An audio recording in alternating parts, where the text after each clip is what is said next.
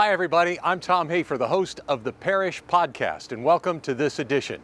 The Parish Podcast is available in audio-only form on Spotify, iTunes, and wherever you find podcasts.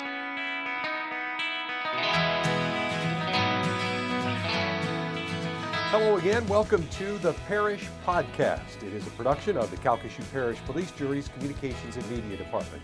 I'm your host, Tom Hafer, and we're very happy to welcome today one of the parish engineers in Clifton Vanicor. Cliff, we're here to talk about the new Mossville Way project that was just recently completed.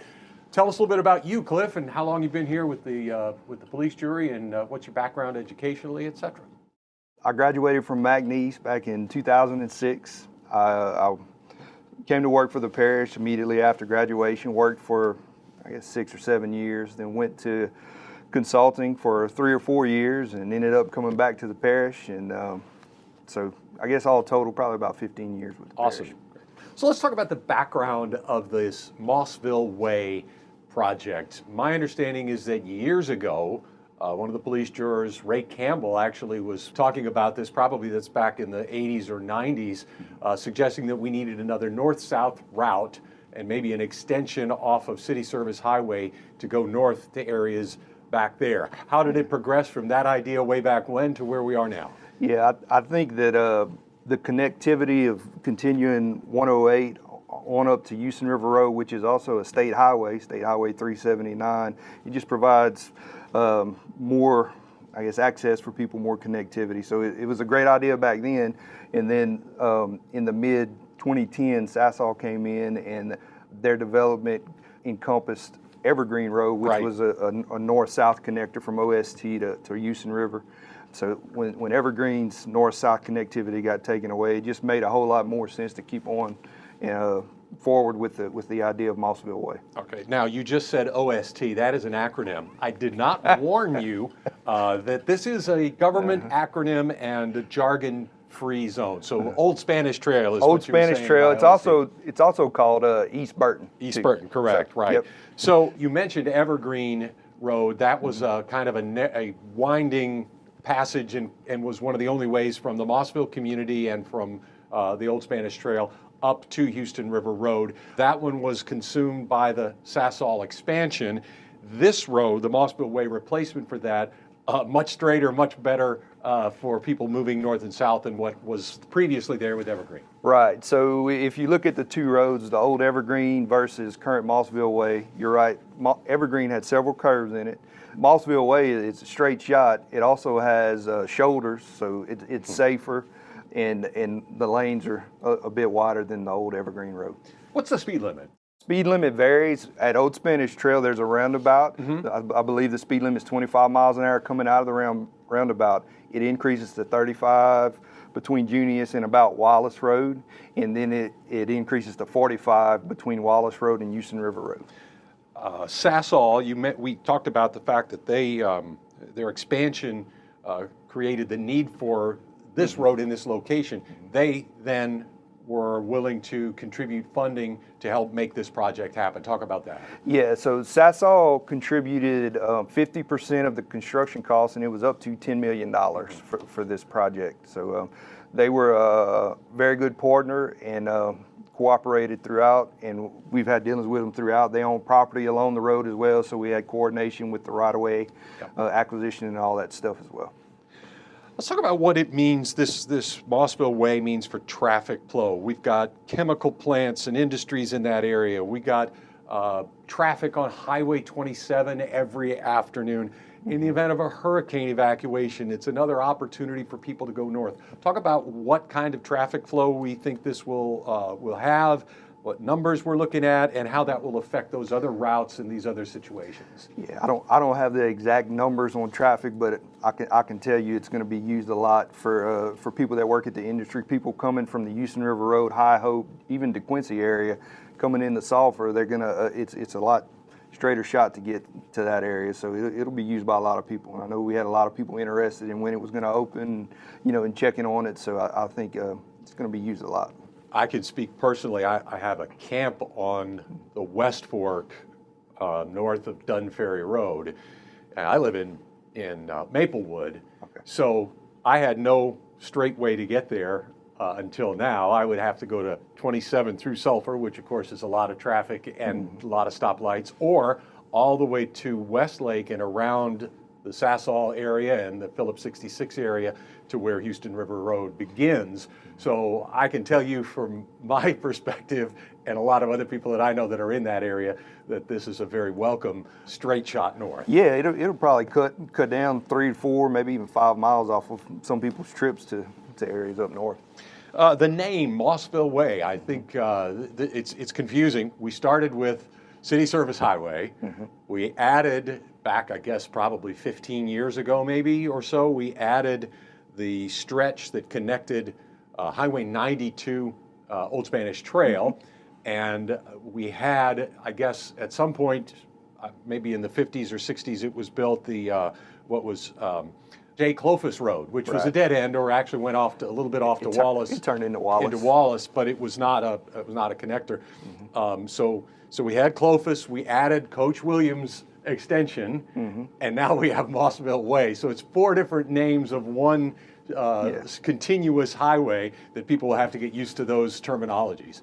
Yeah. So just like you said, the Coach Williams extension, I guess, was done in the early 2000s, and J. Clovis, which the Clovis family still lives down there. So we wanted to keep that, and Mr. Burley was involved with some of those discussions. And the Mossville Way just came about because it's so near the community, it's a well-known community, and all the families they just felt like it kind of fit. Well, and with a lot of families were purchased out of that area due to the Sasol expansion. Right. This is a sort of a tribute to that community and the history that goes with that. And I think a lot of the people from that area seem to be very pleased with the name. Correct. Yeah, they feel like the name will live on even if all the people aren't there. Let's talk a little bit about your department. You are an engineer in the Division of Engineering and Public Works, the engineering department within that larger division. What are some of the things that the engineering department does? I know it's a lot of things, but just talk about the things that you guys work on a daily basis and the type of projects that you do. My focus is mainly bridges with a little bit of drainage, with a little bit of sewer projects too. Most of my project, when I came back to work for the parish after leaving the consulting world, I came back to be the bridge engineer. I see. So I was primarily working on bridges, and then it kind of morphed into doing some road projects, and I took over the Mossville Way project, I guess about 1.5 years or 2 years ago, when that project manager moved on. So day to day, I go out in the field almost on a daily basis to check on projects that are ongoing. Some projects, we are the project managers. When I say we, the parish. Some projects will have the design engineer, the consultant, as our inspection and construction representative. So communication with consultants, contractors, inspectors on a daily basis is a lot of what I do. And you had to work with the state people on this one because of the connection to 379. Yeah, so we had an agreement with the Department of Transportation for that connection, and we had to get it permitted, and they reviewed the plans. They played a part in the acceptance of the plans and all that. I deal with Department of Transportation is one agency. Drainage districts, deal with those guys. Utility districts, it could be city water, it could be parish water, it could be parish sewer, city sewer.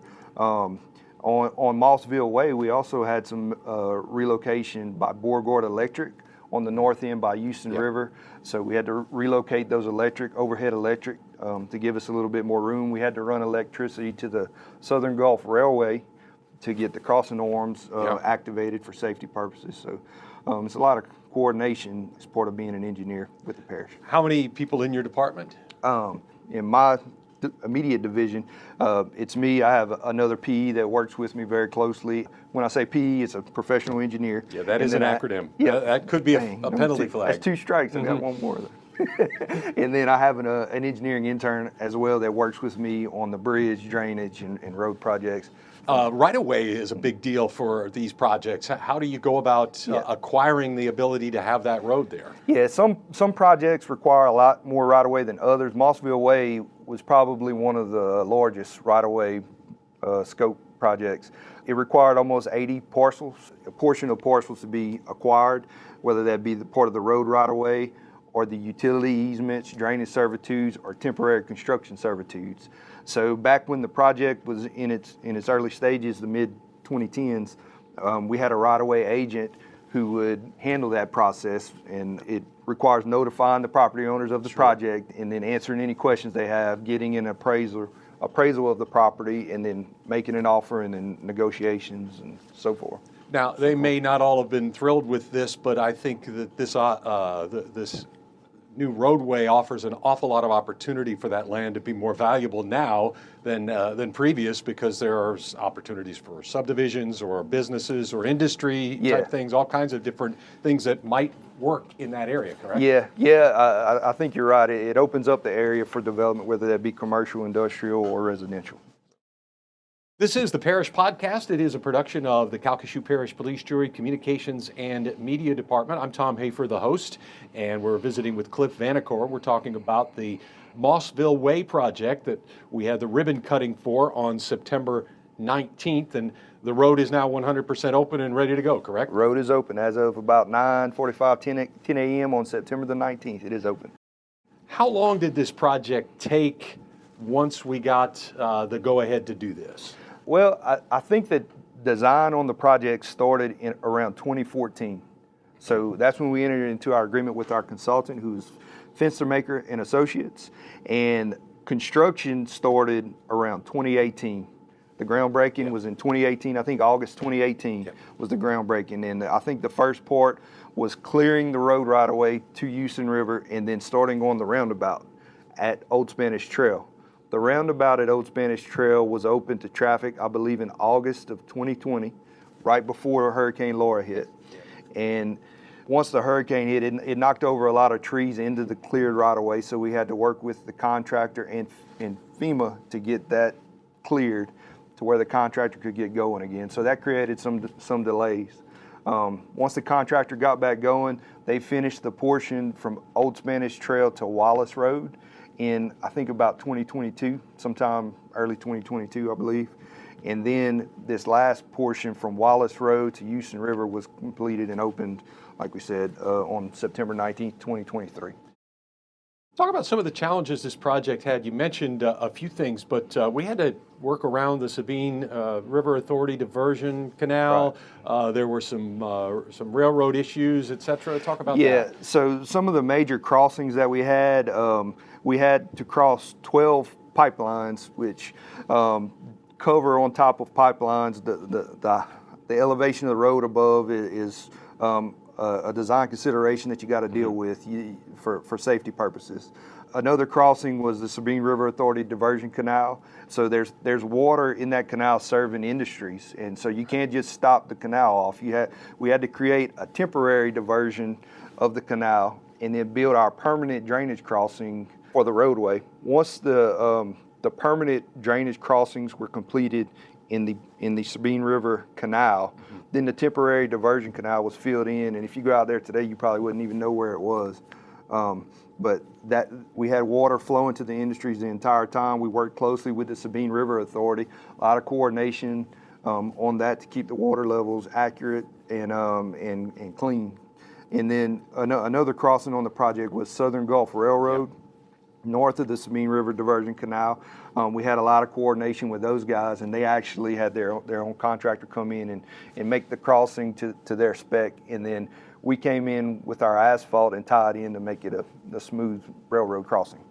In this hot, dry summer, we had a fire right along the road not too long ago. Did that cause any issues, or how did we handle that? Yeah, so the fire, at that time we didn't have a whole lot going on. The asphalt and stuff was down, so it didn't, I guess, severely impact the schedule, but it was concerning, and there was a lot of smoke and fire, and a lot of people using the road. The road wasn't open, but emergency personnel and stuff used it to access to try to get the fire out to save property and stuff. So just another something we had to deal with, and but it wasn't a huge deal. The road may have actually been a bit of a fire break and helped out in some cases. Yeah, the fire didn't really get to the asphalt.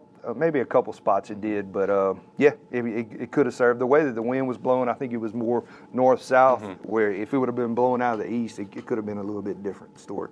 Cliff Vanicor, you've been a great guest on the Parish Podcast. Only 2 minor slip-ups on our rule on acronyms and government jargon. Great there. Any other things that need to be mentioned about the Mossville Way project before we say so long? I'm glad it's open, and I'm glad that everybody's going to get to use it, including you, to get to your camp. Thanks, Cliff. This has been the Parish Podcast. Cliff Vanicor, one of our engineers in the Division of Engineering and Public Works, has been our guest. And this is a production of the Calcasieu Parish Police Jury's Communications and Media Department. The podcast is available on all of the major podcasting sites. We appreciate the fact that we were able to put them there. We appreciate everybody that listens to the Parish Podcast. I'm Tom Hafer saying so long for now. Bye.